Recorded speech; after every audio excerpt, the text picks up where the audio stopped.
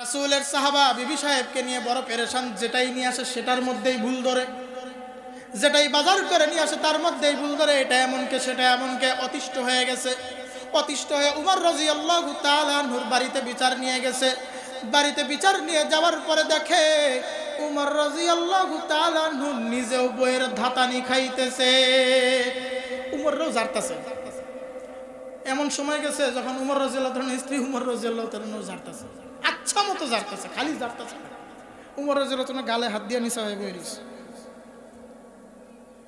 এই অবস্থা দেখে সাহাবী যাইতেছে, ফিরত যাইতেছে। বাহিরের পায়ের আওয়াজ শুনে উমর রাদিয়াল্লাহু তাআলা আনহু বের হয়ে আসছে। জিজ্ঞাসা করে, কি ঘটনা, কেন আসছিলা? কই, যেই ঘটনা, যেই বিচার নিয়ে আসছিলাম, আমার আর বিচার দেওয়ার কোনো ইচ্ছা নাই।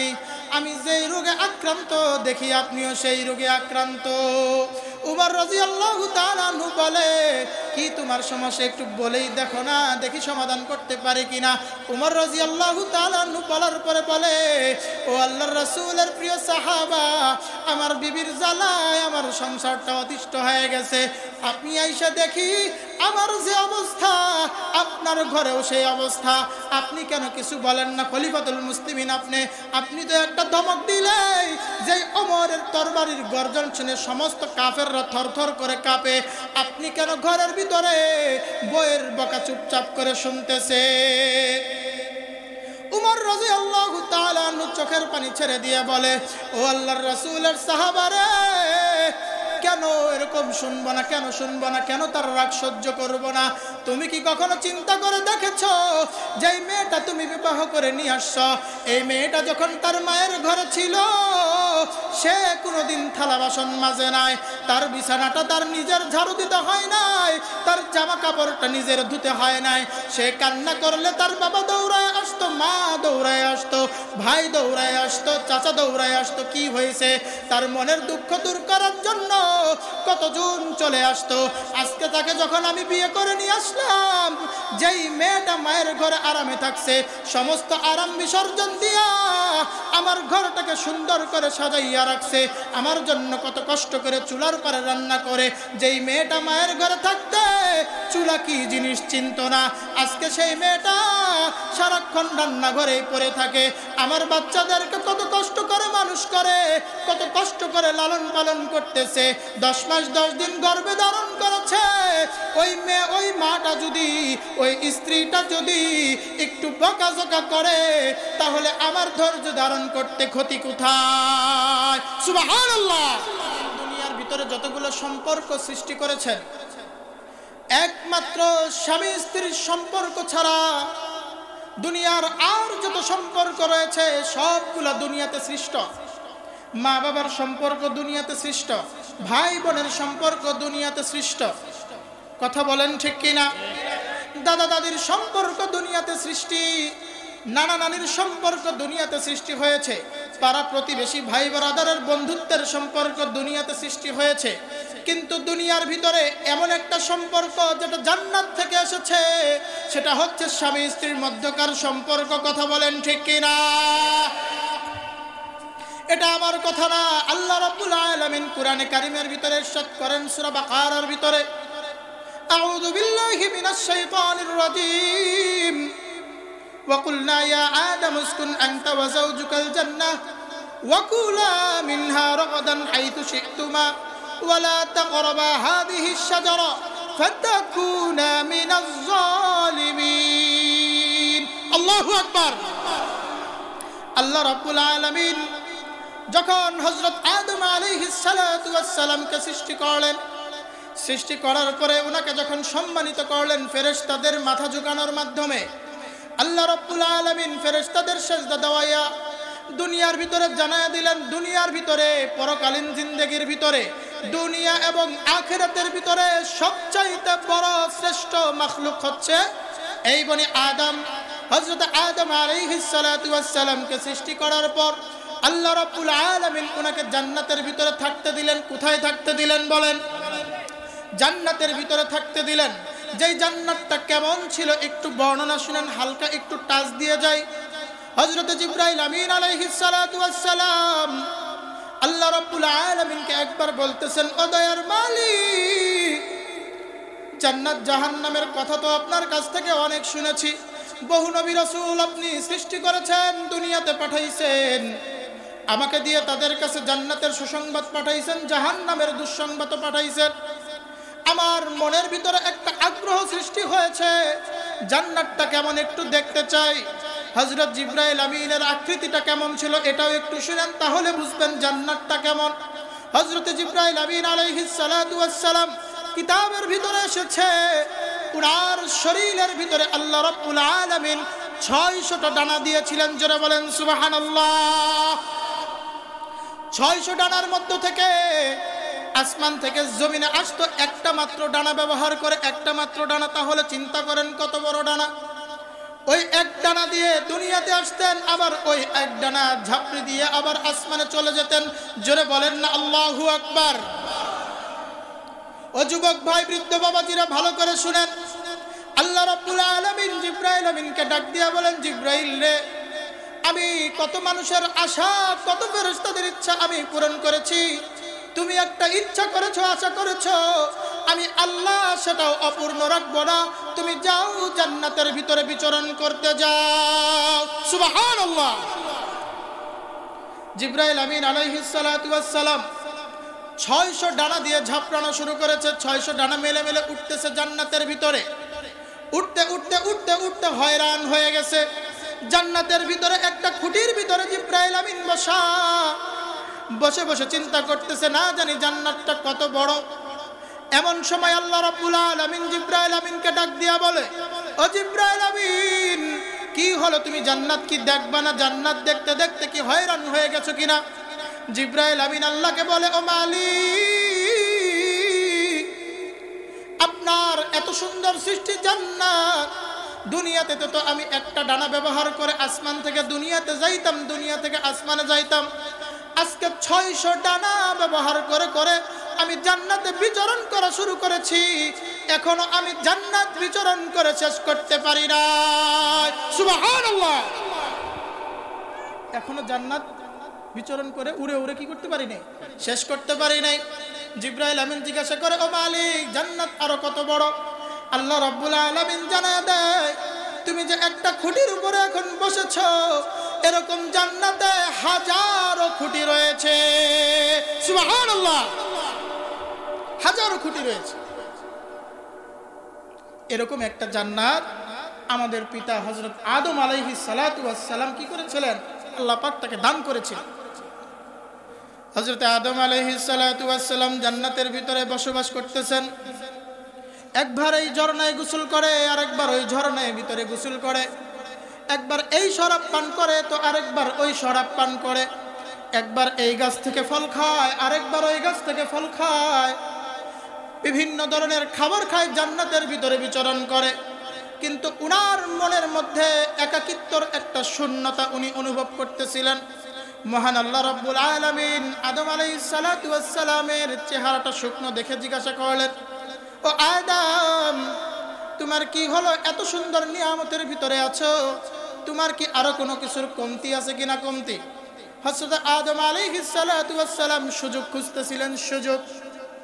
আল্লাহ কবে জিগাইব? আমি যদি বলি দেখতে কেমন দেখা যায়, এত সুন্দর নিয়ামতের ভিতরে আছি, তারপরেও যদি আল্লাহর কাছে আবদার করি, কেমন দেখা যায়? হ্যাঁ, কেমন দেখা যায়? আল্লাহ যখন জিজ্ঞাসা করছে, আদম সুযোগ পায়া আদম আলাইহিস সালাতু ওয়াস সালাম আল্লাহকে বলতেছে, ওদের মালিক,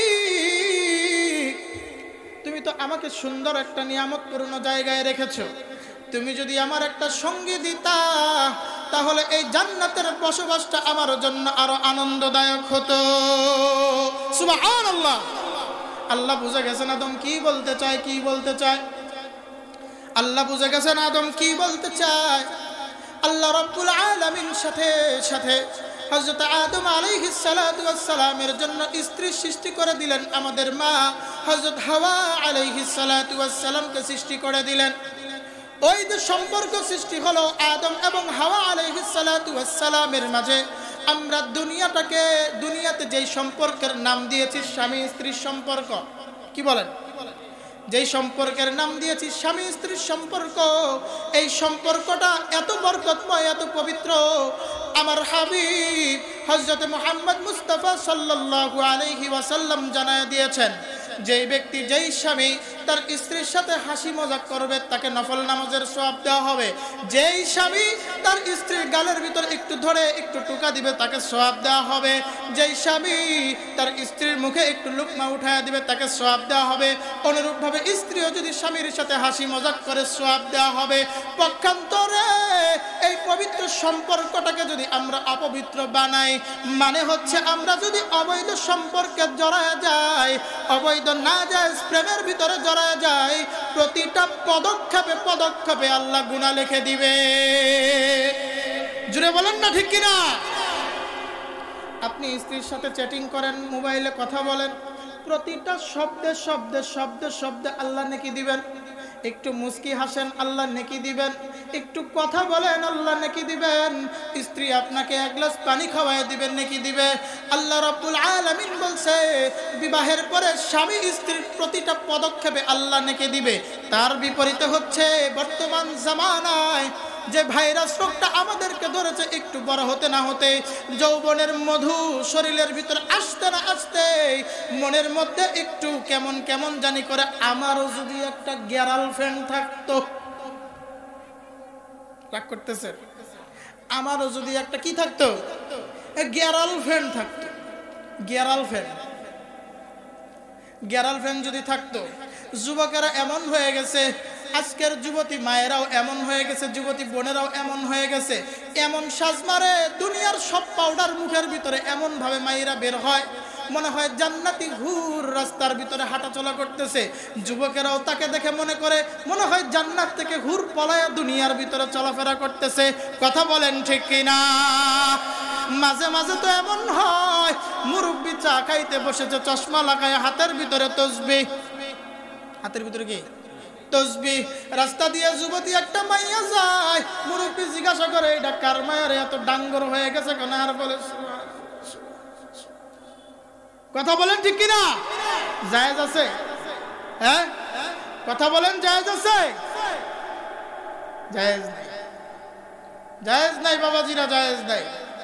পর্দার আড়ালের মাদেরকে বলি, যুবক ভাইদেরকে বলি, যে সময়টা তুমি আমি পার করতেছি, একটা সময় আমার বাবা মাও পার করেছে। কথা বলো ঠিক কিনা? আমার বাবা এলাকার ভিতরে এত সুনাম ছিল তার, আমার বাবা এলাকার ভিতরে অত্যন্ত সচ্চরিত্রবান ছিল, আমার বাবা সব দিক দিয়ে এক নাম্বার ছিল, আমার মা এলাকার ভিতরে সবচাইতে সুন্দরী ছিল। ভালো করে দিলের কান দিয়ে শুনো রে বাবা, আজকে তাদেরকে দেখো, তোমার চুলটা কালো, কিন্তু তোমার বাবা ওই বয়সটা পার করে আজকে তার চুলগুলা সাদা হয়ে গেছে। তোমার মাকে দেখো, ও যুবতী বোন, তোমার মাকে দেখো, তোমার ওই সময়টা পার করে সে এসেছে, আজকে দেখো তার চামড়ার ভিতরে ভাঁজ পড়ে গেছে, আজকে দেখো তার সৌন্দর্য মলিন হয়ে গেছে, আজকে তুমি দেখো তার দাঁতগুলা পড়ে গেছে, আজকে তুমি দেখো তার চোখের সৌন্দর্য নাই, তার ঠোঁটের সৌন্দর্য নাই, তার চুলের সৌন্দর্য নাই, তার হাঁটার চলনে বলনে কোনো সৌন্দর্য নাই। ঠিক কিনা বলেন?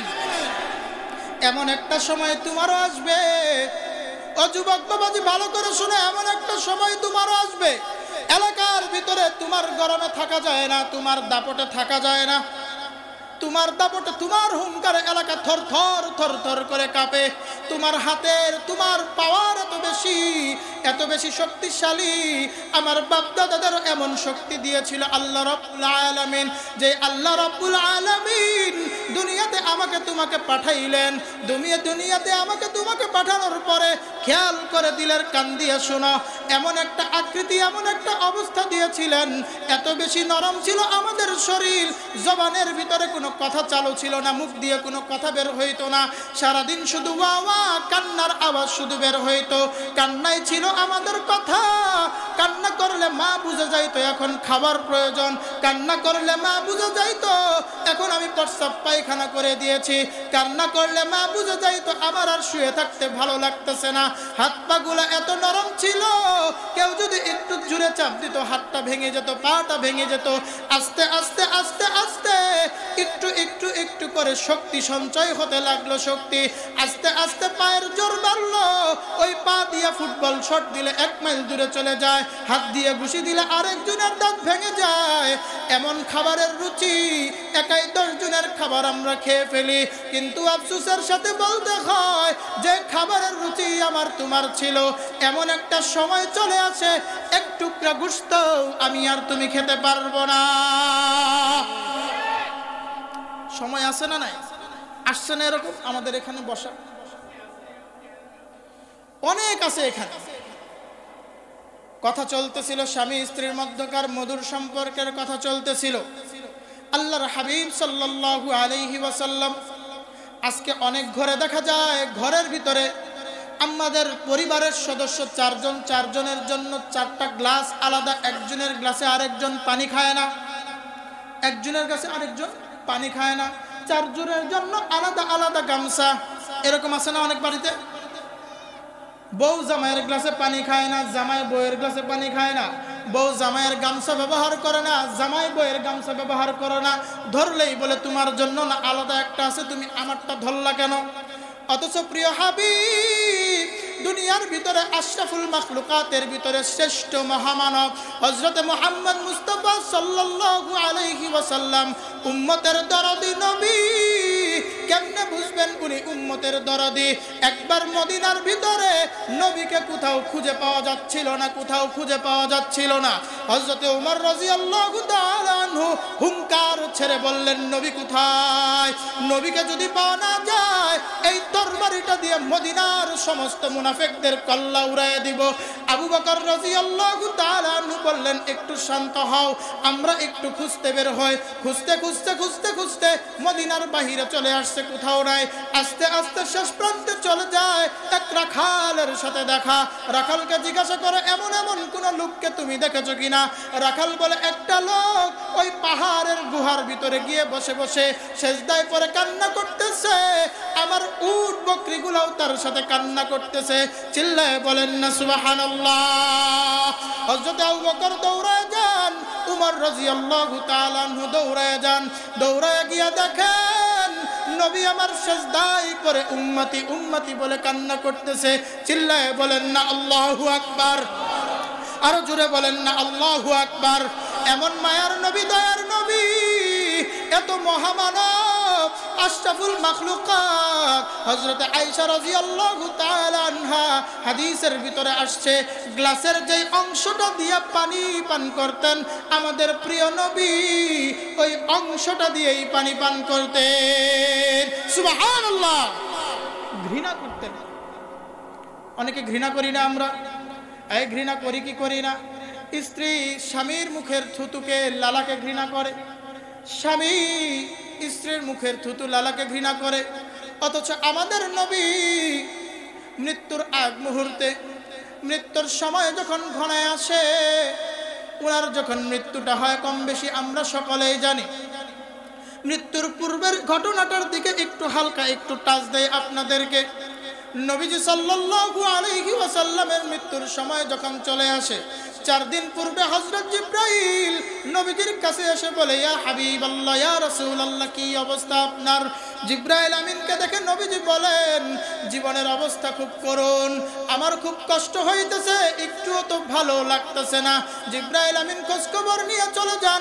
দ্বিতীয় দিন আসলেও একই উত্তর দেন, তৃতীয় দিন আসলেও একই উত্তর দেন। চতুর্থ দিন যখন আসেন তখন আর জিবরাইল আমিন আসে না। আজরাইল আলাইহিস সালাতু ওয়াস সালাম আয়েশা নবীজিকে সালাম দেয়, আসসালাতু ওয়াসসালামু আলাইকা ইয়া রাসূলুল্লাহ, ইয়া হাবিবাল্লাহ। জিবরাইল আমিনের সালাম শুনে নবী বলে, এটা তো জিবরাইল আমিনের কণ্ঠ না, এটা মনে হয় অন্য কারো কণ্ঠ। আজরাইল আলাইহিস সালাতু ওয়াস সালাম বলে, ও দয়ার নবী, আজকে জিবরাইল আমিন আসে নাই, আমি আজরাইল আল্লাহর হুকুমে আপনার কাছে এসেছি। আল্লাহ রাব্বুল আলামিন অপেক্ষায় আছে আপনার জানটাকে নিয়ে তার কাছে নিয়ে যাব। সুবহানাল্লাহ। আজরাইল আলাইহিস সালাতু ওয়াস সালাম কারো জান নেওয়ার জন্য পারমিশন নেন নাই। একমাত্র আমাদের নবী এমন যার কাছে আয়েশা আজরাইল আলাইহিস সালাতু ওয়াস সালাম পারমিশন নিয়েছেন। আজরাইল আলাইহিস সালাতু ওয়াস সালাম, ঘটনা অনেক লম্বা, অত দিকে যাব না। আজরাইল আলাইহিস সালাতু ওয়াস সালাম নবীজির বুকের উপর যখন হাতটা রাখে, নবী আমার আজরাইলকে ডাক দিয়া বলে, ও আজরাইল রে, কি এমন রাখলি মনে হয় পুরা দুনিয়াটা বুকের উপর আইসা পড়ছে।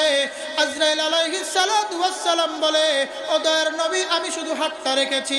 নবী আমার বলে, আমি আশরাফুল মাখলুকাতের মধ্যে সর্বশ্রেষ্ঠ নবী, সকল নবীগণের সরদার, খাতামুন নবীন, সাইয়্যিদুল মুরসালিন, আমার উপর হাতটা রাখার কারণে আমার যে পরিমাণ কষ্ট হইতেছে, না জানি আমার উম্মতের কত কষ্ট হবে। আজরাইল আলাইহিস সালাতু ওয়াস সালাম বলে, ও দয়ার নবী, আপনার উম্মতের মধ্য থেকে যারা নেককার হবে, নেককার, তাদের জানটা কবজ হবে এমন ভাবে যেরকম একজন বাচ্চা দুধের শিশু তার মায়ের কোলে ঘুমায়া যায়। ওই দয়ার নবী মৃত্যু শয্যায় শায়িত অবস্থায়, ওই সময় হযরত আয়েশা রাদিয়াল্লাহু তাআলা আনহার ঘরে ছিলেন। কোথায় ছিলেন? আয়েশা রাদিয়াল্লাহু তাআলা আনহার ঘরে ছিলেন। ওই সময় হযরত আবু বকর সিদ্দিক এবং তার সাথে আরেকজন সাহাবী আসেন। আরেকজন সাহাবীর হাতে ছিল মেসওয়াক। নবীজি বারবার ওই মেসওয়াকের দিকে তাকাচ্ছিলেন। আয়েশা রাদিয়াল্লাহু তাআলা আনহু বড় বুদ্ধিমতী নারী ছিলেন। উনি দেখে বুঝে যান নবীজি মেসওয়াক করতে চাচ্ছেন। মেসওয়াকটা নেওয়ার পরে নবীর মুখে মেসওয়াকটা দেন। নবীজি আমার এত বেশি দুর্বল ছিল, মেসওয়াকটা চাবাইতে পারতেছিলেন না। আয়েশা রাদিয়াল্লাহু তাআলা আনহা বিষয়টা বুঝে মেসওয়াকটা নিয়ে উনি চাবাইয়া দেন। ঘটনা কি ঘটলো? স্বামীর মুখের লালা স্ত্রীর মুখে চলে গেল। জোরে বলেন না সুবহানাল্লাহ। এরপরে কি হলো? আয়েশা রাদিয়াল্লাহু তাআলা আনহা ওই মেসওয়াকটা চাবাইয়া আমার দয়ার নবীর মুখে দিয়ে দিলেন। চিল্লায়া বলেন না সুবহানাল্লাহ। এত শ্রেষ্ঠ মাখলুক, উনার মুখের লালা উনার স্ত্রীর মুখে গিয়েছে, আর স্ত্রীর মুখের লালা সাইয়্যিদুল মুরসালিনের মুখের মধ্যে গিয়েছে, তাও মৃত্যুর আগে। চিন্তা করে দেখছেন? আর আজকে আমরা কত ঘৃণা নিয়ে বেঁচে থাকি, কত ঘৃণা নিয়ে। আজকে আমাদের বাবাদের অবস্থা এমন, মেয়ে আমার যেমনই হোক না কেন, মেয়ে 10 ঘাটের পানি খেয়ে আসুক না কেন, পাত্র যদি সরকারি চাকরিজীবী না হয়, BCS cadre, professor, engineer, doctor না হয়, মেয়েকে বিয়ে দেওয়া যাবে না। কথা বলেন ঠিক কিনা? আবার পাত্রদের অবস্থা এমন, 10 জায়গায় মুখ লাগাইয়া দুনিয়ার সমস্ত আকাম কুকাম কইরা বিয়া করতে যখন আসবে, তার 1 নাম্বার পাত্রীটা লাগবে। কথা বলেন ঠিক কিনা?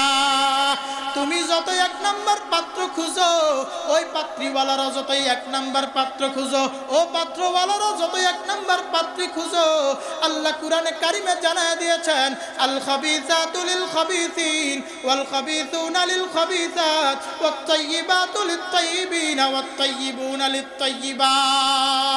আল্লাহু আকবার।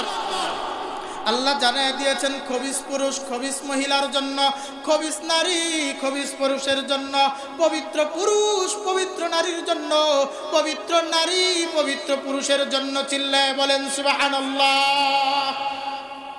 আপনি যতই চেষ্টা করেন, বিয়ের আগে যতই ভং ধরেন না কেন, যে আপনার চাইতে এলাকার মধ্যে ভালো আর কেউ নাই, কোনো লাভ নাই। আল্লাহর ফয়সালা কেউ কি করতে পারবেন না, সরাইতে পারবেন না।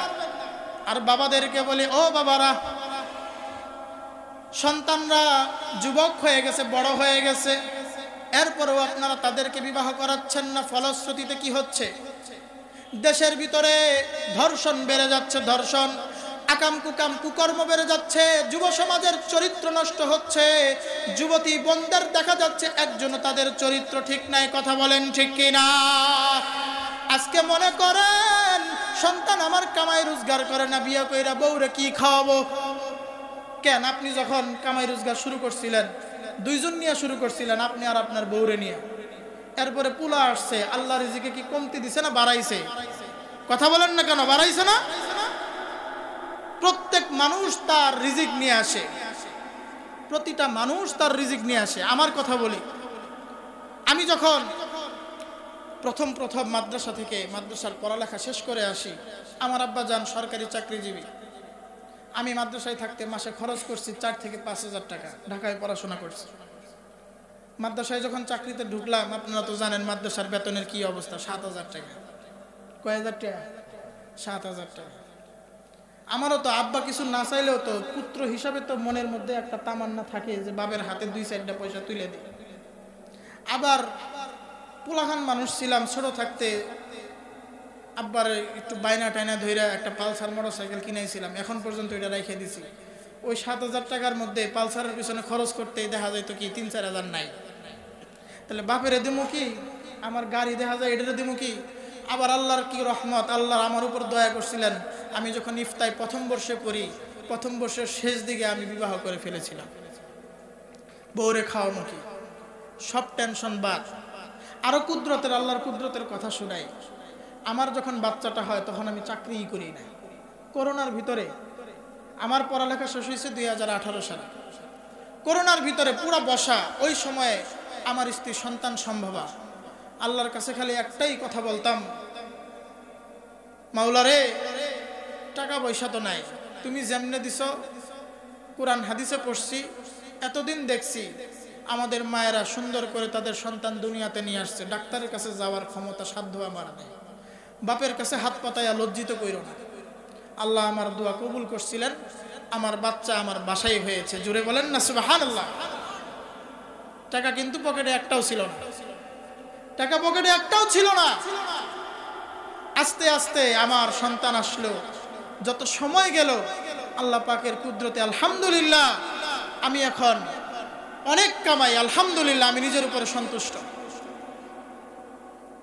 আপনারা বাবারা যারা আছেন একটু মনোবলটা শক্তি করেন না, মজবুত করেন না, খালি তো চিন্তা করেন আমার চাষাবাদ আমাকে খাওয়ায়, আমার ভ্যান গাড়ি আমাকে খাওয়ায়, আমার চাকরি আমাকে খাওয়ায়, আমার ব্যবসা বাণিজ্য আমাকে খাওয়ায়।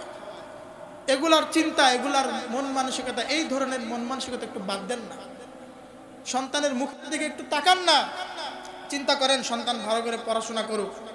একজন ডাক্তার সে নিজে গবেষণা করে বলছে, আজকে আমাদের সমাজে যে জিনিসটা চলতেছে, আমরা সন্তানদেরকে প্রতিষ্ঠিত করার পরে তাদেরকে বিবাহ করাই। ফলশ্রুতিতে কি দেখা যায়, আমাদের মেয়েদেরকে উপযুক্ত করতে করতে 18 থেকে 20 বছর হয়ে যায়, অথচ আল্লাহ তো তাদেরকে বালেগ বালেগা বানায় দেন 15 বছরের পর থেকেই।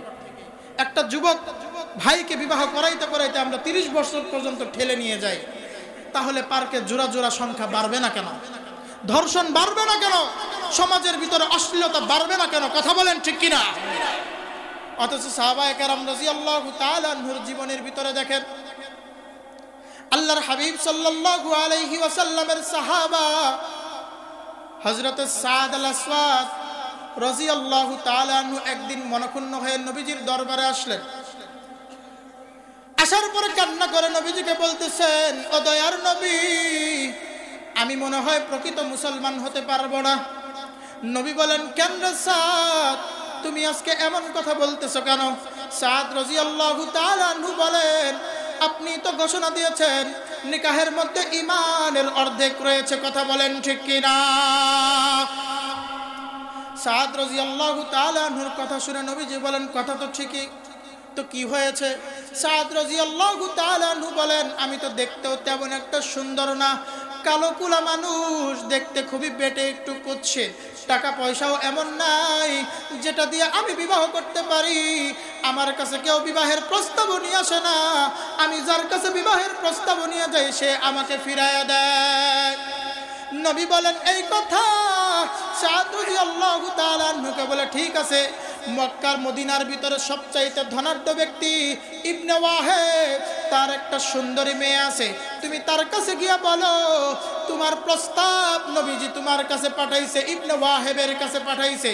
সাদ রাদিয়াল্লাহু তাআলা আনহু তো মহা খুশি, মনে মনে খুশি, এইবার মনে হয় আমার বিবাহ হবে, কিন্তু আবার মনে মনে টেনশনও রয়েছে, না জানি আবার ইবনে ওয়াহেব ফিরায় দেয় কিনা। দুরু দুরু দুরু দুরু করতে করতে ইবনে ওয়াহেবের দরজার সামনে গিয়ে দাঁড়ানো। ইবনে ওয়াহেবের দরজার সামনে দাঁড়াইয়া টুকা দেওয়ার পরে সালাম দিয়েছে। সালাম দেওয়ার পরে ইবনে ওয়াহেব যখন দরজাটা খুলেছে তখন বলতেছে, কি খবর সাদ, তোমাকে কিভাবে সহযোগিতা করতে পারি?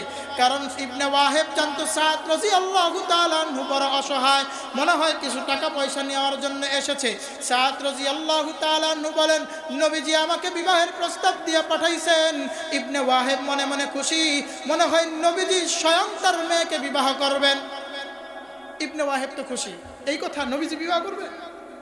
সাদ রাদিয়াল্লাহু তাআলা আনহু বলে, না না, নবীজি তো বিবাহ করবেন, আমার জন্য আমার পক্ষ থেকে আপনার কাছে প্রস্তাব পাঠাইছে। ইবনে ওয়াহেবের ভুরুটা কুঁচকে যায়, তোমার কিভাবে স্পর্ধা হলো? তুমি আমার মেয়েকে বিবাহ করার জন্য এখানে এসেছো? তুমি কিভাবে আমার মেয়েকে বিবাহ করার জন্য এসেছো? পর্দার আড়ালে ইবনে ওয়াহেবের কন্যা দাঁড়ানো, কন্যা দাঁড়ায় দাঁড়ায় সব কথা শুনতেছে।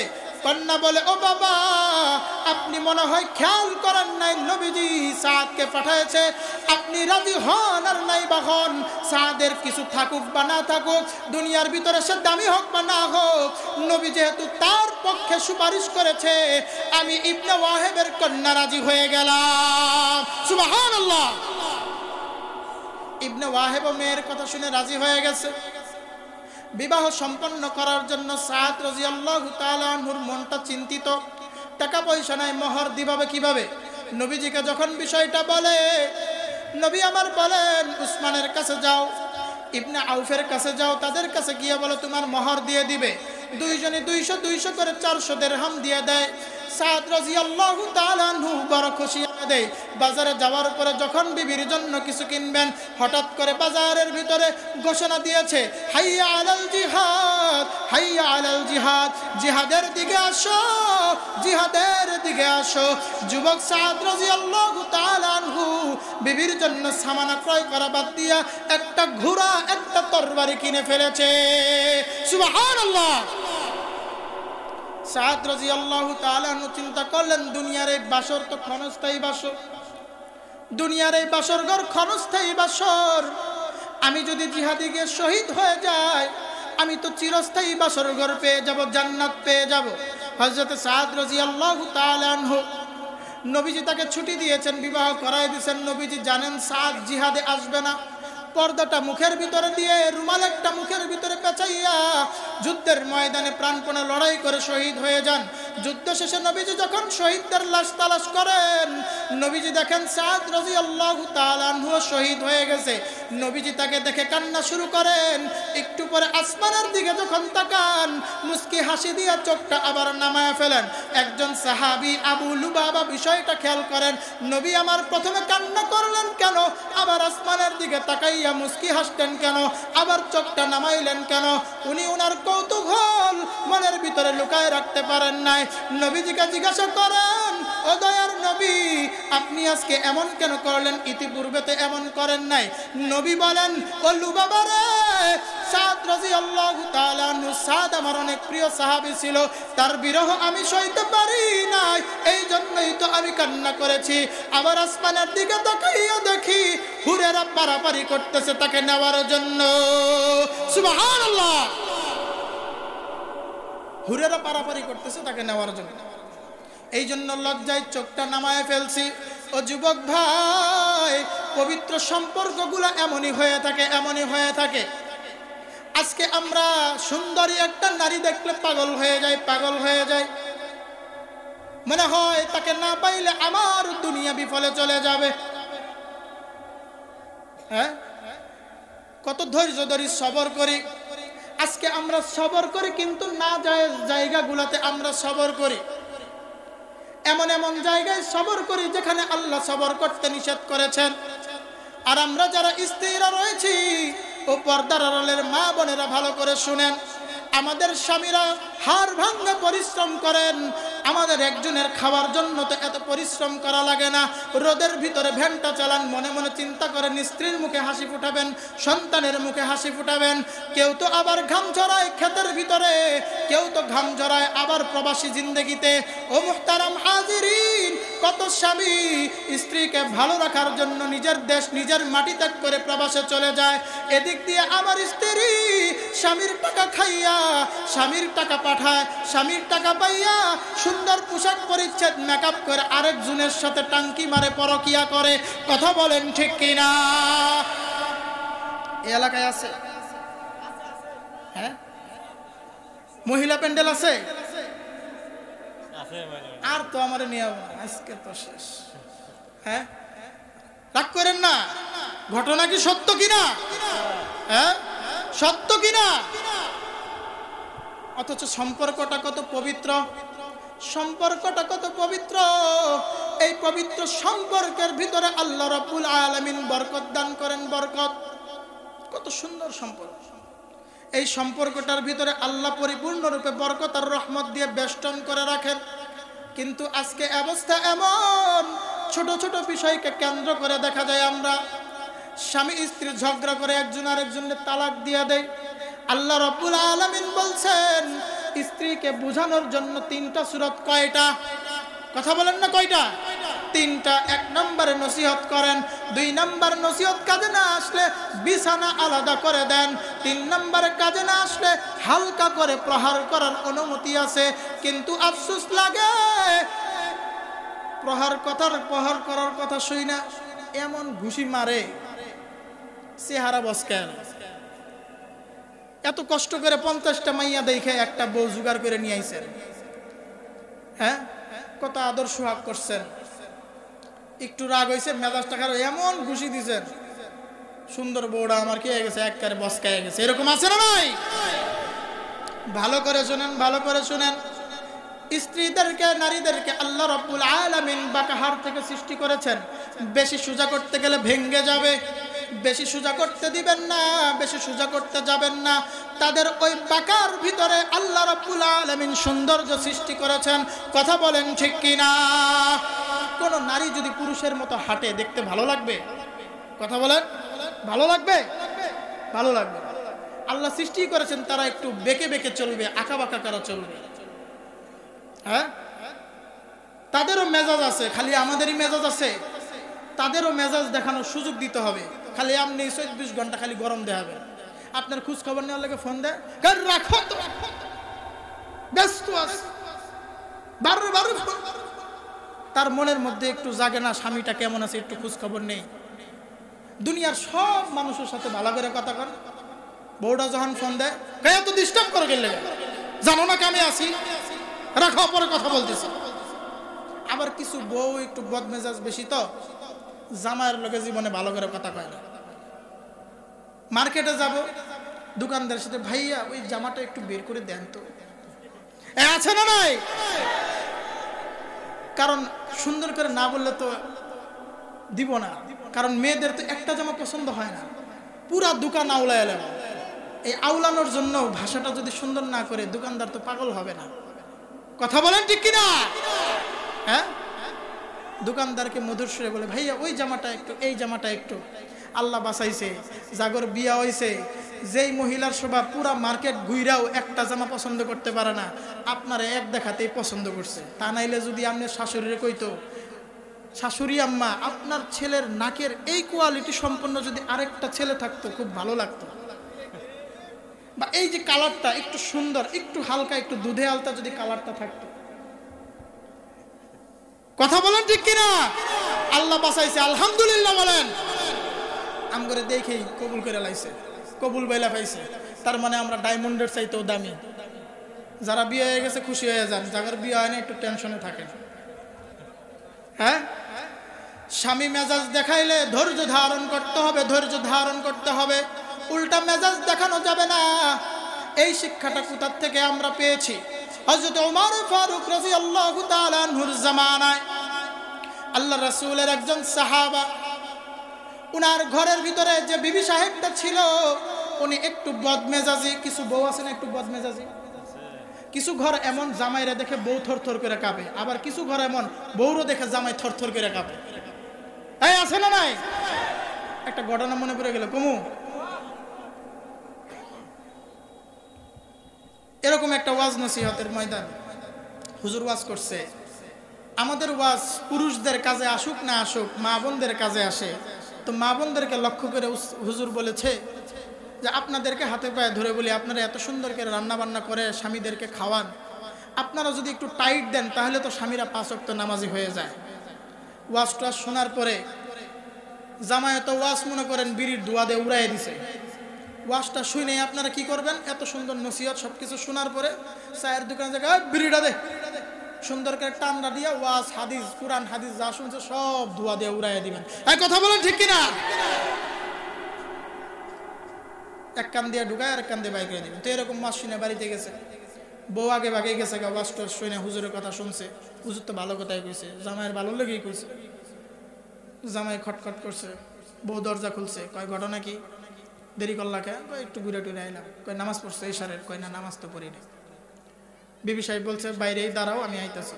বালিশ আর কম্বলটা নিয়ে শীতের রাইতে চাদর এটা দিয়া কয় আজকে তুমি বারান্দায় থাকবা, ঘরে তোমার থাকান যাবো না। কয় ঘটনা কি, আজকে তুমি এরম করতেছো কেন, 40টা বছর ধরে একসাথে থাকতেছি, আজকে কি হয়ে গেল যে তুমি আমার বাই করে দিলা। কয় হুজুরে কইছে নামাজ না পড়লে ঘরের ভিতরে ঢুকবার না করছে। ওই এই কথা, যাই নামাজটা নিয়ে আসো। যাই নামাজ নিয়ে এসে 4 রাকাত ফরজ নামাজে সারে ওযু ছাড়াই পড়ে লাইছে। এটা কার ডরে পড়ছে, কথা কয় না, কার ডরে পড়ছে, বউয়ের ডরে পড়ছে। তো মাঝে মাঝে এরকম বউরে ডরানোর সুযোগ আছে না নাই, একটু ডরাইবেন, সমস্যা নেই। একটু ডরার ভান করলেন তাহলে মহব্বত বাড়বে। তো এরকম একটা ঘটনা, রাসূলের সাহাবা বিবি সাহেবকে নিয়ে বড় পেরেশান, যেটাই নিয়ে আসে সেটার মধ্যেই ভুল ধরে, যেটাই বাজার করে নিয়ে আসে তার মধ্যেই ভুল ধরে, এটা এমনকে সেটা এমনকে। অতিষ্ঠ হয়ে গেছে, অতিষ্ঠ হয়ে উমর রাদিয়াল্লাহু তাআলা আনহুর বাড়িতে বিচার নিয়ে গেছে। বাড়িতে বিচার নিয়ে যাওয়ার পরে দেখে উমর রাদিয়াল্লাহু তাআলা আনহু নিজেও বইয়ের ধাতানি খাইতেছে, উমরও জারতাছে। এমন সময় গেছে যখন উমর রাদিয়াল্লাহু তাআলার স্ত্রী উমর রাদিয়াল্লাহু তাআলা জারতাছে, আচ্ছা মতো জারতাছে, খালি জারতাছে। উমর রাদিয়াল্লাহু তাআলা গালে হাত দিয়ে নিচে হয়ে বইরিস। এই অবস্থা দেখে সাহাবী যাইতেছে গা, ফিরত যাইতেছে। বাহিরের পায়ের আওয়াজ শুনে উমর রাদিয়াল্লাহু তাআলা আনহু বের হয়ে আসছে। জিজ্ঞাসা করে কি ঘটনা, কেন আসছিলা? কই যেই ঘটনা, যেই বিচার নিয়ে আসছিলাম, আমার আর বিচার দেওয়ার কোনো ইচ্ছা নাই। আমি যেই রোগে আক্রান্ত দেখি আপনিও সেই রোগে আক্রান্ত। উমর রাদিয়াল্লাহু তাআলা আনহু বলে কি তোমার সমস্যা একটু বলেই দেখো না, দেখি সমাধান করতে পারি কিনা। উমর রাদিয়াল্লাহু তাআলা আনহু বলার পরে বলে, ও আল্লাহর রাসূলের প্রিয় সাহাবা, আমার বিবির জ্বালায় আমার সংসারটা অতিষ্ঠ হয়ে গেছে। আপনি আইসা দেখি আমার যে অবস্থা আপনার ঘরেও সেই অবস্থা, আপনি কেন কিছু বলেন না? খলিফাতুল মুসলিমিন আপনি তো একটা ধমক দিলেই যে ওমরের তরবারির গর্জন শুনে সমস্ত কাফেররা থরথর করে কাঁপে, আপনি কেন ঘরের ভিতরে বইয়ের বকা চুপচাপ করে শুনতেছে? উমর রাদিয়াল্লাহু তাআলা আনহু চোখের পানি ছেড়ে দিয়ে বলে, ও আল্লাহর রাসূলের সাহাবারে, কেন এরকম শুনবো না, কেন শুনবো না, কেন তার রাগ সহ্য করবো না?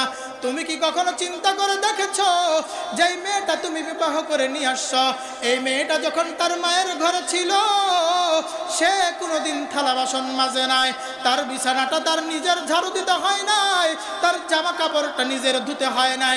সে কান্না করলে তার বাবা দৌড়ায় আসতো, মা দৌড়ায় আসতো, ভাই দৌড়ায় আসতো, চাচা দৌড়ায় আসতো। কি হয়েছে? তার মনের দুঃখ দূর করার জন্য কতজন চলে আসতো। আজকে তাকে যখন আমি বিয়ে করে নিয়ে আসলাম, যেই মেয়েটা মায়ের ঘরে আরামে থাকছে, সমস্ত আরাম বিসর্জন দিয়া আমার ঘরটাকে সুন্দর করে সাজাইয়া রাখছে, আমার জন্য কত কষ্ট করে চুলার পারে রান্না করে, যেই মেয়েটা মায়ের ঘরে থাকতে চুলা কি জিনিস চিনতো না, আজকে সেই মেয়েটা সারাক্ষণ রান্নাঘরে পড়ে থাকে। আমার বাচ্চাদেরকে কত কষ্ট করে মানুষ করে, কত কষ্ট করে লালন পালন করতেছে, 10 মাস 10 দিন গর্ভে ধারণ করেছে। ওই মেয়ে, ওই মাটা যদি, ওই স্ত্রীটা যদি একটু বকাঝকা করে, তাহলে আমার ধৈর্য ধারণ করতে ক্ষতি কোথায়? সুবহানাল্লাহ।